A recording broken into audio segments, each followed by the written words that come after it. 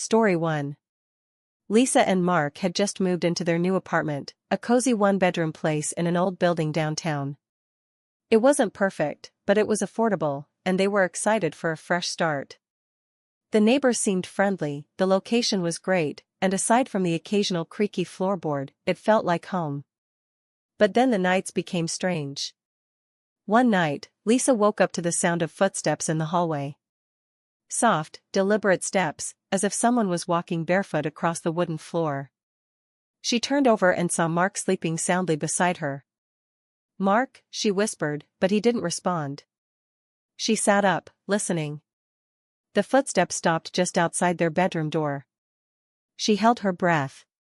Slowly, she reached for her phone and turned on the flashlight, shining it towards the hallway. Nothing. She spent the rest of the night staring at the doorway, too afraid to sleep. The next morning, she told Mark about it, but he brushed it off. "Old buildings make weird noises," he said with a tired smile. "Probably just the pipes or something." Lisa wasn't convinced. A few nights later, Mark heard it too. It was past midnight when he woke up to the sound of soft piano music. The melody was eerie, delicate yet unsettling. He groggily got up and walked towards the living room. The sound grew louder. He expected to find Lisa awake, maybe playing music on her phone. But the room was dark. The apartment was silent. Lisa was still asleep. When he checked his phone, he saw that his music app wasn't open. There was no record of any song playing. He shivered, staring into the darkness, feeling an unshakable presence in the room with him. The next morning, he didn't tell Lisa. He didn't want her to worry. But things escalated. One evening, Lisa went to grab a glass of water from the kitchen. When she flipped on the light, she gasped. Every single cupboard door was wide open. She backed away slowly. "Mark." Mark rushed in and froze. They stared at each other, neither of them knowing what to say. "I didn't do this," Mark said. Neither did Lisa. That night, they slept with the lights on. The next day, Lisa started researching the apartment's history. What she found sent chills down her spine. Years ago, a woman had been murdered here. She had lived alone, and one night, a man had broken in. The neighbors reported hearing footsteps in the middle of the night, then a struggle, then silence. They found her body days later. Lisa and Mark knew they couldn't stay. Whatever presence lingered in that apartment, it didn't want them there. That weekend, they packed their things and left. As they locked the door for the final time, Lisa swore she heard someone whispering to her ear. Story 2. Tom had always preferred living alone. After a messy breakup, he found himself renting a small but affordable apartment in an old building on the outskirts of town.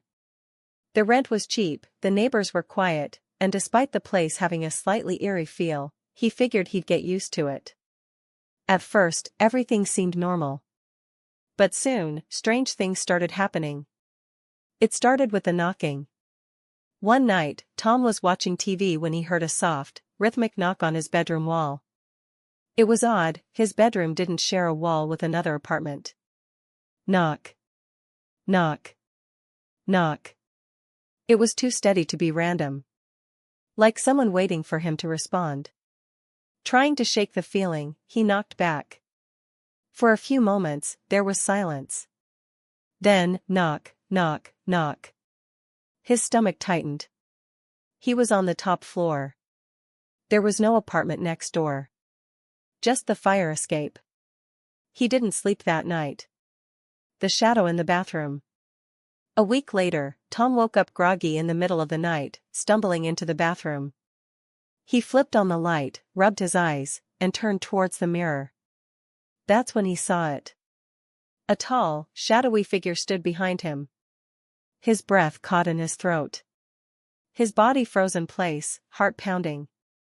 Then, in the blink of an eye, it was gone. He spun around, nothing.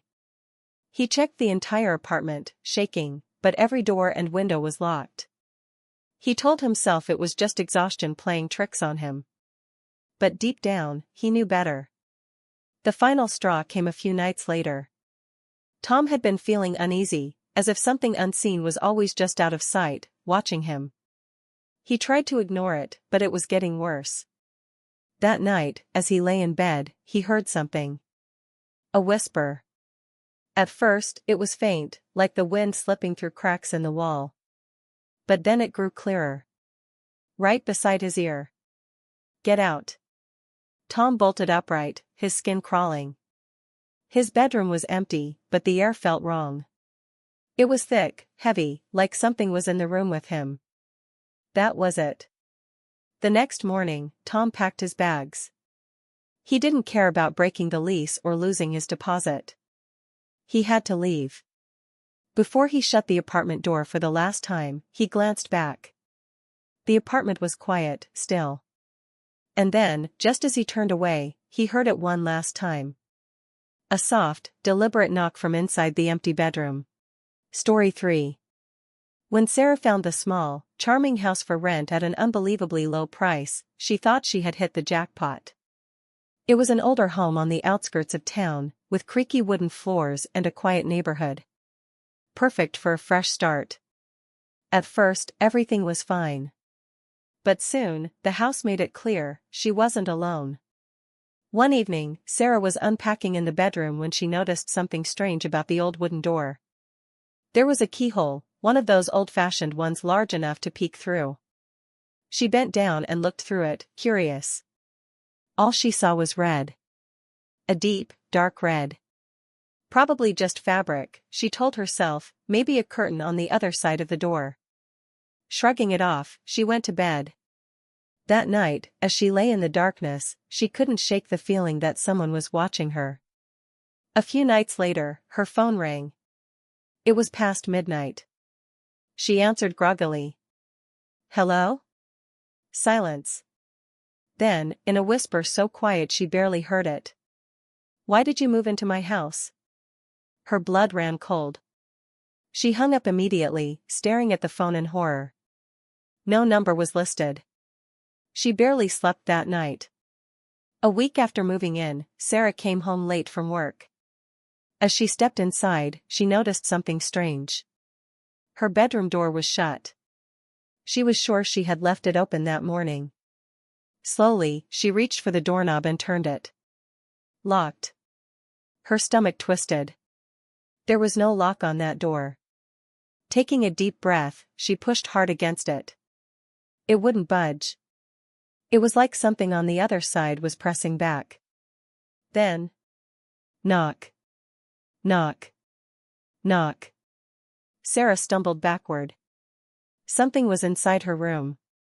She grabbed her keys and ran out of the house, not stopping until she reached her car. She sat there, shaking, staring at the house. Then, through the upstairs window. She saw it. A figure. Pale, hollow eyes. Watching her. She never went back inside. The next day, she broke the lease and left. Days later, she learned the truth. Years ago, a woman had lived in that house.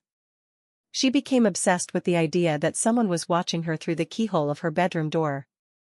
One day, she just vanished. Story 4. Emma and Jake had always dreamed of escaping the city for a quiet life in the countryside. When they found a beautiful old farmhouse at an unbelievably low price, they couldn't believe their luck. The house was large, surrounded by endless fields, with no neighbors in sight. It was perfect. Peaceful. But the peace didn't last. One night, a week after moving in, Emma woke up feeling uneasy. She glanced out the bedroom window, expecting to see nothing but darkness.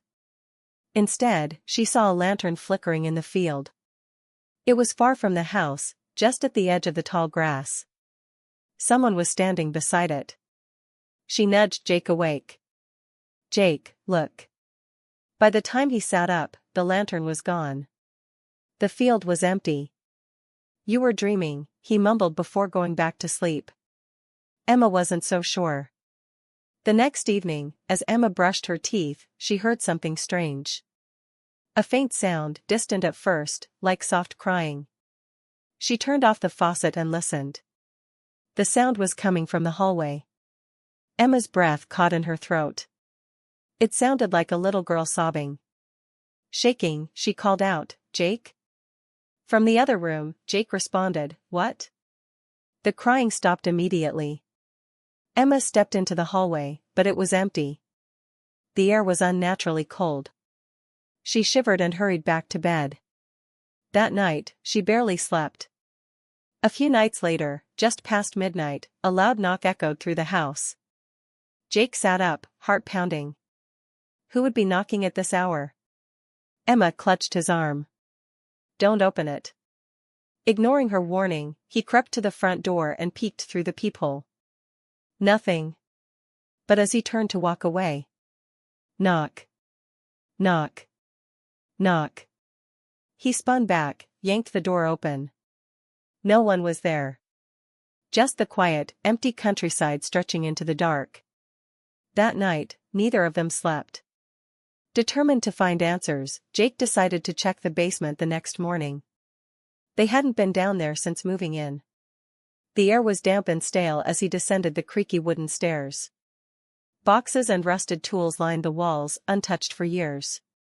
But something felt off. Then he saw it. Scratched into the farthest wall were deep, jagged letters. "Don't let her in." Chills ran down his spine.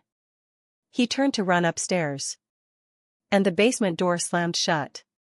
From the other side, he heard Emma's voice. But it was wrong. Distorted. Too slow. Too hollow. "Jake, open the door." His blood turned to ice. Jake pounded on the wood, screaming for Emma. He threw his weight against the door, but it wouldn't budge. Then he heard something else. A soft whimper. The crying. But this time, it was right behind him. The last thing he saw was a lantern flickering at the top of the stairs before the light went out. The next morning the house was quiet. The sun rose over the fields, painting the sky in gold. Emma sat up in bed, rubbing her eyes. "Jake," she mumbled. Silence. She got up and wandered through the house. The basement door was wide open. And Jake was gone. Only the words on the wall remained. "Don't let her in." As Emma turned, the front door creaked open on its own. And out in the field, a lantern flickered. A shadowy figure was waiting for her.